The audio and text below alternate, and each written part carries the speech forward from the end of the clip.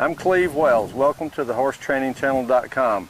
We're here today with Man of Trail, Tim Kimura, and he's going to help us with your trail horses. Great. So Tim, with that's about how much I know about trail. Okay. Thank you, Cleve. Well, today we have Tina Vollmer and Kermit, or Take the Last Luke, and she's going to help us demonstrate some of our trail obstacles. Most of my clinics, the things I always talk about first is signal response, where you tell your horse, you give your horse a signal, and you give them an opportunity to respond to what you're asking, okay? The other thing is, the big thing I talk about is where you look is where you land. That's another big concept, meaning if you're looking, focusing in a location where you want the foot to fall, that's probably where the foot's going to land. If you look up too high sometimes, all of a sudden your horse is going, well, where do you want me to put my foot? Trail, I say it's like dancing, okay? There's a lot of types of dancing. There's ballroom dancing, there's rock and roll dancing, there's country line dancing, there's all sorts of dancing. So as a flavor of that, your horse has to have lots of different styles of movement. You know, right. There's the walk, there's the jog, there's lope. We call it the pleasure jog, the trail trot, the hunter under saddle kind of trot. I believe a lot of times where I'm starting my younger horses, or just almost all my horses, I love to incorporate the trot a lot. You know, I think everyone lopes all the time, and most of the time they're pretty good movers, and everyone probably can lope over a pole. But I think it's really important that we do a lot of trotting exercises to teach that horse to establish a 3-foot stride, maintain a 3-foot stride, make different turns, and then establishing that trot again. When you make a bending turn, or the angle, how you get to that first pole, that influences the rate of speed to that pole. We'll start off with Tina here, and Kermit. Let's just trot this little series here. It's 3 foot, 6 foot, 3 foot, 3 foot, 6 foot, 3 foot, 3 foot, which means that there's going to be one landing in here with the front legs, one landing here, 2 landings, one landing, one landing. And the concept is where you look is where you land. And sometimes I call these things buckets, okay? Every gap a bucket. That was my big term. So as long as Tina is looking in these locations right here, this gives Kermit the signal of where to put his feet. Now, if Tina doesn't look at these lines, okay, or try to land on these lines, then he's probably going to hit a pole, okay? The other term is pole rock back. And what that means is every time you go forward over a pole, you need to rock back and get to a neutral position. Right. Because it's all about balancing, okay? We like to stay in balance with our horse so it's easier for your horse to go over the wood. Okay, let's try it, Tina Vollmer.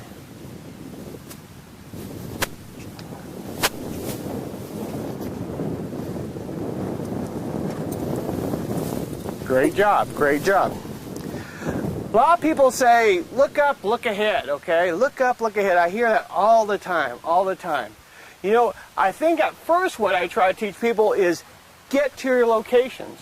And then once you get really good at it's like a free throw. Once you get good at free throwing here and getting on your mark, then you can look up a little bit, but keep your energy down, okay? Right. You can have the appearance of being up here, but man, you better aim at a target like this. Like when I was in London this year, I saw them throwing darts, right? Where I look is where I land. I try to get that dart in that little center hole, right? Same thing here. She's still looking up, but she's trying to get her energy in those gaps. Okay, one more time, please, Tina.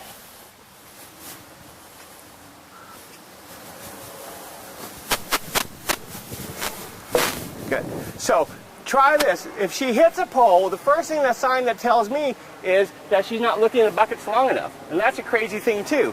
I call it skimming, okay? Skimming is a term where you think you see the bucket, but then you go on to a new bucket too early, okay? Okay. If you don't, try to stamp the lines, okay? Or put a half a second in every one of those buckets or those ladder lines here. That's when a horse will start skimming the poles. Pole rock back, half a second in every bucket. What happens is this bucket right here is hard because there's no pole. Okay? So people tend to drift their eyes to the orange. They like to see color. The term is where you look is where you land. If you see the color, you're going to hit the pole. If you look at the dirt, then that's where you're going to land. And that's the trick. You know, in the pleasure, I know we always talk about you're going to, if you think it, they're going to do it. I mean, you start thinking about loping, trotting, you know, they say lope your horses. I said, you know, don't think it till you're ready to do it. Correct. Because your horse feels that. You know, there's a lot of... That's back to my signal response type of thing, okay? Right. People think just because I'm thinking it, I'm not asking it. Yeah. The moment you put that energy in your brain, it's connected to your seat. Right. That horse has danced with you quite a few times in his life, okay? Right. He knows when you clinch down or you look somewhere that's what's going to happen. Right. You know, The other term I like is look up, go fast, look down, go slow.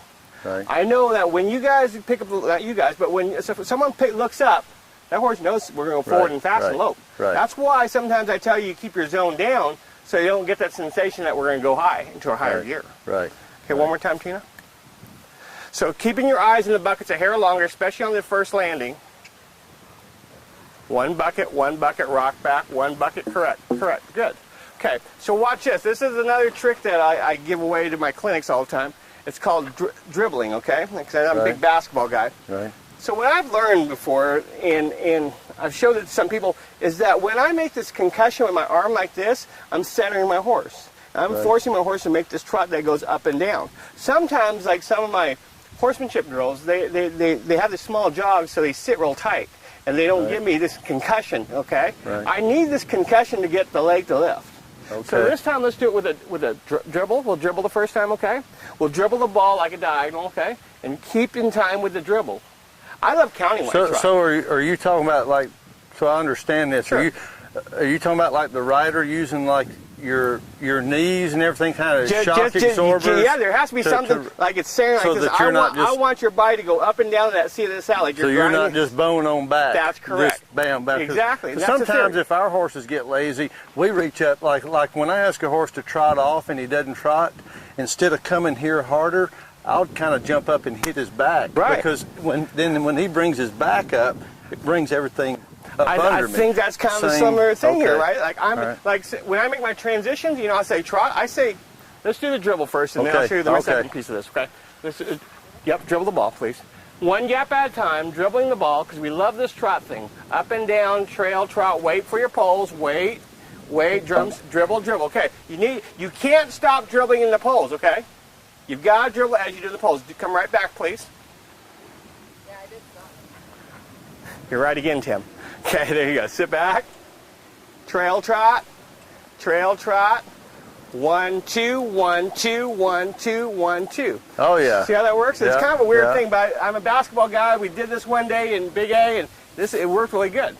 So they say, well, I don't want to show like this, okay? Right. So there's this one Allstate commercial, the little Asian guy, he's hitting that little drumstick on the steering wheel like that. So now we call it the drumstick, okay? Yeah. Same theory, it's a little softer to watch, okay? But it's like a drumstick now. You're hitting this drumstick, boom, on that steering wheel, boom, boom, boom. Looking for your buckets, but now all of a sudden you're thinking about this arm a little bit, and you're not so wrapped up into your horse. So he can have an opportunity to do his job. Right. Okay, a little drumstick, honey. Trail trot, lean back. Drumstick, wait for the wood, drumstick, slowly, come right back. So your look is a little deep, okay? If your look is too deep, you're going to get close to the poles. Let's say you think you're a little strong to the pole or too far, you got to pull your look back. Because if you pull your look back, the leg isn't going to go as far. One more time, honey. Trail trot, sit back, up and down, drumstick, lean back, drumstick. Okay, so if I don't have enough trot, then I go back to the dribble. Right. Because now I feel like it's a little flatter now. So we'll go to that concussion thing. Okay, one more time with the dribble. I'm sorry, dribble the ball. Pound that dribble. Okay. The more your body pounds up and down, more you pound up and down, the better you're going to get. Okay. So now I feel like you're looking at the color. I got to look at the center of the gaps. It's a crazy little game we have here. Right. Okay. Right. I can control where you're looking. Okay. I can control where your targets are, and position you, and get your body, and you don't have to trot. Right. Okay. Last time. Wait for it. Waiting. Good. Very good. Better. Yeah. Okay, so that's trotting. I trot a lot. I trot lots of series. I'll show you this one real quick, and then we'll go on. We'll come through here. Come over there, Tina. Jog the 3 blacks. Circle. Jog the 3 blacks back. Now, whenever you're doing a board, there's 5 parts to it, okay? One is I call it departure, where it means you have to establish the gear of choice, engage in your gear before you even look at the wood. 2 is approach. Approach means the straighter you get prior to the first board, the easier it is to cross. 3 is takeoff. Takeoff is your first bucket or your first target. Usually about 4 or 5 inches in front of the board is my first takeoff target. 4 is cadence over the boards, and that's looking at the buckets or the ladder lines, following the buckets. 5, and the final thing is follow through. That means it takes 2 extra buckets, 2 extra landings past the final board before you can look up, or else he's going to tap off with his last leg. Once you look up over the pole, off the pole, and you have legs on the pole, he's doomed to hit. It's weird. You have to finish the pole, complete your job or task before you look up again. Okay, let's do the 6 board, 3 up, turn left, 3 back. Go ahead. Question? Stop, No, stop. No. When you're coming through the poles, and okay, she steps. So does she stay here? Yeah, or does no. her- These are your follow-through lines. Okay. Here's 1. So you go and here 2, and then, here. and then once you get here, This- because the back end still, so you got to You need those 2 landings Yeah, right there okay. to stay level to get that horse out of to the get the pole. last leg off. Right. And it's weird because there's no pole here to look at. So once Right. you get your front end off that board, everyone wants to look up. Okay. And that's why a lot of people hit the last Right. board all the time. Because I know I would think if I got that front end through, I'd be like, whew, and then all of a sudden, bam. And there's hit. those, Yeah. and as a course designer, I love to jack the Right. last pole up. I love to elevate that last pole because I know everyone's going to look up too early. Right. So Okay. that's really important. Okay, Tina Vollmer.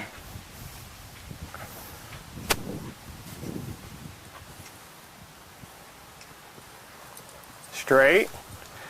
Get a good runway to the second set.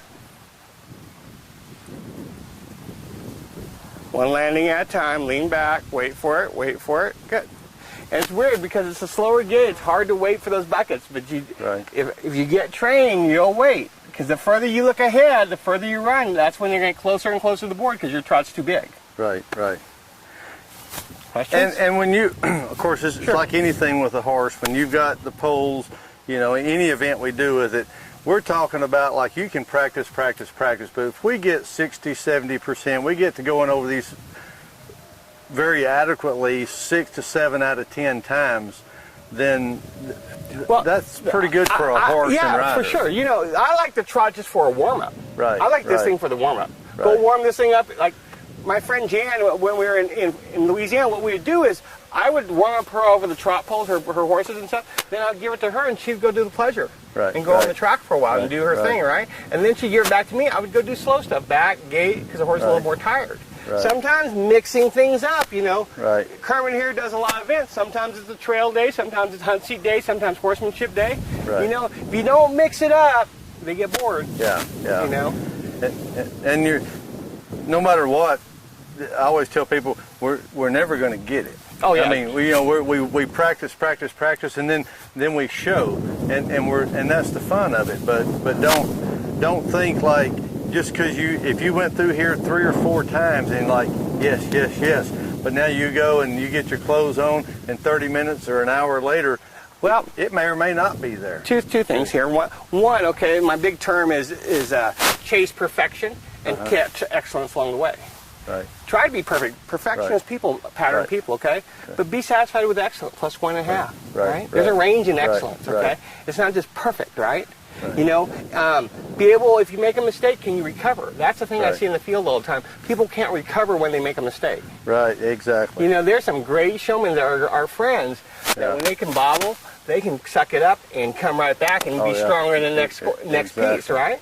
Well, if you -1 here, if you got some obstacles left, look, I've got to step up and could build your score in your mind. And the second part to your question was about practicing and showing, okay? The difference between practicing and showing is this, and we have warm-up trail where we all get to go practice and then we come back and show. The things I teach my clinics all the time, I said, practice is a lie because you have no pressure. Right. Because you can do this 10 times, right? And all you got to do is 5 times out of 10. Right. But you go out there and try to do it 1 time for the money, right? It's a pain. It's hard. You've got to be good in your soul. You got to be good in you have to be a good jockey that's cool and can just try to execute, okay? Right. Just doing one focus on the process, not the result. That's my other big term. Well, and to me, what I'm seeing here is it's not as much, maybe my horse is ready, it's that I'm ready. Because if you're ready, then you can ride the horse, but you have to be more ready than your horse. Back to dancing again. Mentally. You got to be a great dancer, a good leader. Right. A good leader that's stable, that you can tell your horse small jobs to do. So your horse, if it's a younger horse, you don't want to overhelp, but you just want to tell them this is what I'm looking for. Right. And then if you offer that to without confusing them by saying another signal, it's easy for them to understand you. Okay. I talk fast. Yeah. Okay, so I'm sure when I ride a horse, I'm probably telling him real fast what to do. Right. So I have to control myself, think slower, like I'm getting interpreted. Okay. Right. So they can digest it. Doing a long series of poles, trot, lope, walk, it's a pain because it's so slow and so just sit there and do nothing. Just tell them to take 1 step. Find this 1 pocket, 1 bucket, 1 bucket, 1 bucket. That's really hard, and you've got to train yourself. When you come to my pen for a lesson, for a clinic, if you're not mentally prepared to be learning, okay, if you've got your kids, you've got work, you've got your boyfriend, girlfriend, husband, and wife on your mind, you're crazy out here. I can't control you because your brain wanders. Right. If your brain isn't focused on this job, it's sure hard to communicate to the poor animal what the one task you're looking for. Right, exactly. Right? You know, you see a horse that's squirrely in the back or wants to move around all the time, signal response. Right. You're sending signals. The horse is just moving because he's worried about you wanting to do something. Right. You know, I call it spying. Spying's another bad one. Is that as you go through here and you're going over the wood, that as you start, then you start peeking at his head because you're afraid that head's moving. Right. So now you lost sight of where you want to put your feet. Okay. Right. So where's your horse deciding? Are you going to reprimand me, or are you going to do something about my face, or you want me to land in a hole? Right. Right. You know, you have to have the training too. Okay, that this horse is going to stay framed up, staying hooked up. All I got to do is tell him to find the buckets. Right. Right. So. Okay. How about this? We'll try another one real quick. Well, we'll try loping. Okay. We can do a little loping here. Okay. So here, can you see this? Okay. Let's lope the two purple poles down there, and then the two purple over here, and then the two yellow in the center. Okay.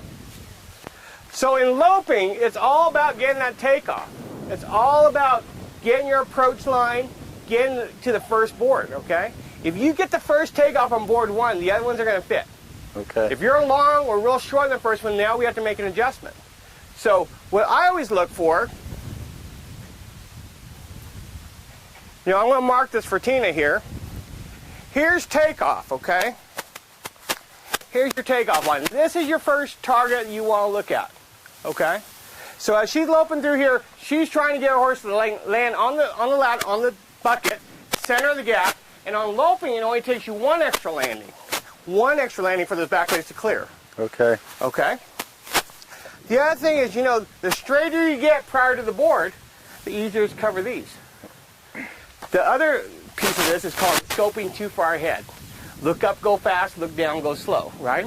So I usually say about 3 strides, 3, 6, 9, 12, 15, 18. Here's about 3 landings till you get to the first takeoff. From here to here, I call it dead stride, where you just chill. Right. Don't scope that pole too hard. Right. Because if she comes at this angle and starts looking at that pole too hard, she's going to lean that shoulder into the hole. The shortest cut to get to that spot. Okay? So she has to achieve this curve here, okay, or the pre-corner, corner, post-corner. Here, 3 landings, about 3 landings will give you to get to that pole. And you should get it, okay? Let's try it, Tina. Departure, just achieving the lope. Approach, how straight we get to board 1. Takeoff, center of the gap, straight. Okay? Let's do the other purple ones over here. And then head straight for the fence. Waiting. Okay, correct. Stop for a minute. So a lot of pleasure horses, okay, they have this really pretty small lope, okay? Right. And so everyone wants to show this little pokey lope to the pole, okay? Right. My only fear is, okay, is I say that the choice of speed that you want to go over the pole is 1.0. That's the normal speed of your lope that you like. I believe that you have to be in a higher piece of that gear, like 1.3, a little higher prior to the pole, and then rate down to 1.0. Okay. Because if you have to make an adjustment prior to the pole, and you're at 1.0, it's hard to squeeze it down to that 0.7 without making it look kind of funky. Right, right. So if I have a little bit of pace to the pole, and then when I get in this range, close it up a little bit. Just let him soften. Soften just it up. Soften up. So then you can shape that pole a little bit. Yeah. Everyone wants to go pokey, pokey, pokey, pretty, pretty, pretty, and then they have to be very accurate. Well, to me, and something I've seen, Tim, is if they get too slow, if they do mess up, it looks like a big panic because if he's so slow, there's no place else to go but a third. That's correct. So if he's got a little bit of momentum, he can come down or up and not tell on himself. And you can't. Right, Yeah, exactly. Right. So like I said, be careful that you don't always practice at this 1.0 speed. Have alternate speeds. Right, right. Sometimes we teach a horse to chip so much that it means to shorten himself before the pole that they don't want to go long.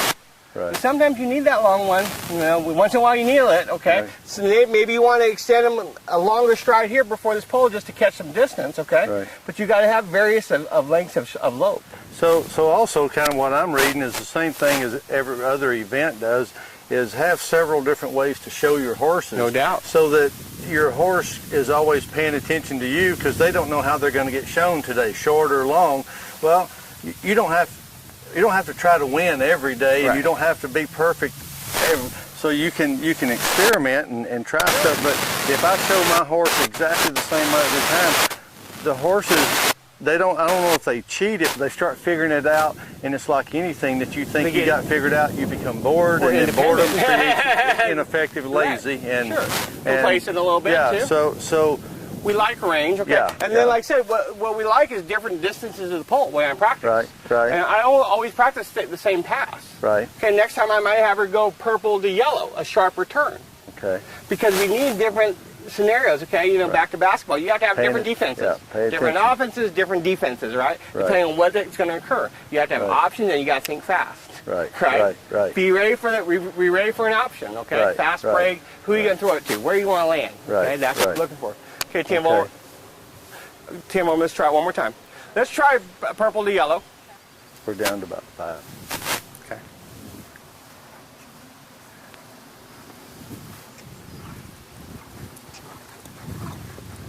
Rock back. Perfect. That was perfect. A little tempo. Center, weight, straight. Excellent, hey? Stop straight. Good.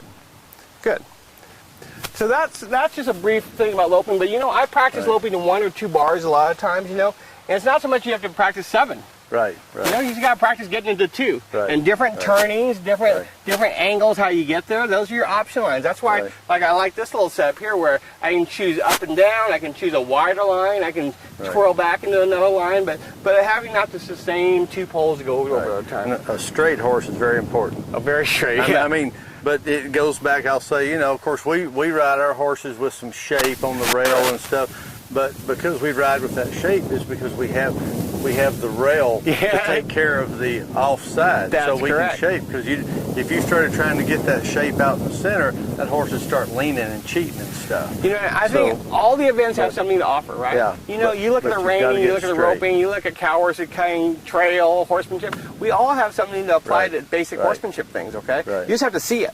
Right. You have to say, oh, hey, I could use it. I can apply that to what I do. Right. And that's what I think. That's what trail is all about. I think trail is a good tool for steering, driving. Right. You know, for the people who don't do horsemanship very well and the patterns, that they learn to steer out here. They learn to think for options and stuff. I can see now, like in our event, so much we talk about cadence. Some people don't understand. I said, you pick the front end or the back end of a horse, and you want the strides the same. Big, little. It doesn't make me any difference, but I don't want a big hocked horse with a little old chippy front end. You know, and we see some of that, and they're still nice horses. But that's not what cadence is, and that would become a hindrance in your event to have. Because the gaps always are the same increments. Right. Okay, so I have to maintain for long durations the same length of stride, whether it be trot, walk, or lope. Right. You know, but I think the theory, we go back to the theory, the departure, approach, takeoff, cadence over the poles, follow through. Where you look is where you land. Okay, look up, go fast, look down, go slow. These simple concepts, people will say, wow, that's so easy. I said, it's supposed to be easy. Yeah. This isn't rocket scientist stuff. I'm not that smart, okay? I just seen a lot of horses do a lot of these poles, okay? And my job is to teach you as a jockey what to do to help your horse understand what you're saying. Right. You know, and that's kind of what we're looking for in the field here. You know, the clinics we do, I'm saying, I love teaching jockeys. I love to coach. Yeah. I think coaching's fun, okay? My responsibility is to tell the jockey what to do. I love my horse trainer friends to death. I go, you guys go train these horses to get them so that none of us amateurs can do this. Right. And I think that's a good compliment, you know. But as jockeys, you have responsibility of knowing what your job is. Yeah. Okay. Sometimes people think, oh, I'm just supposed to sit there and point and shoot. I said, holy Toledo, no way. Yeah. No way. Don't you want to have a little control of knowing where that foot's going to go? Don't you want to kind of know what's going to happen? Be in control. Instead of being guessing. Right. And I think that's my basic theory of what I do. Like that. Good deal. Okay, Tim, very good. I appreciate it. Thank you, sir. Thanks, Cleve, for coming. It is a pleasure to have the man of trail, Tim Kimura. Thank you, Tina. Thanks, Kermit. Good job. And thank y'all for helping us out. And we hope to see y'all around the shows. And you can go to Tim's Facebook for sure. Tim Kimura, and probably find out what his schedule is and see if he's going to be in your area. Because if he's anywhere close and you can ever make a clinic, you need to do it. Even if trail's not your thing, I promise you will learn something just as I've learned something today. Thank you for sitting in.